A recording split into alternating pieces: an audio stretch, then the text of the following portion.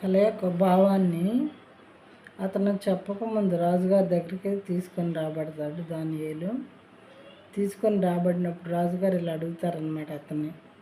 రాజు, నేను చూసిన కలయు దాని భావమును తెలియచెప్పుట నీకు శక్యమా అని బెల్తెషాజరు అను దానియేలును అడుగగా, రాజు అలా అడిగినప్పుడు ఇతను జవాబు చెప్తున్నాడు.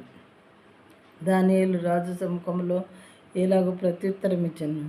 రాజు అడిగిన ఈ మర్మము జ్ఞానులైనను, గారడీ విద్య గలవారైనను, శకునగాండ్రైనను, జ్యోతిష్కులైనను చెప్పజాలరు.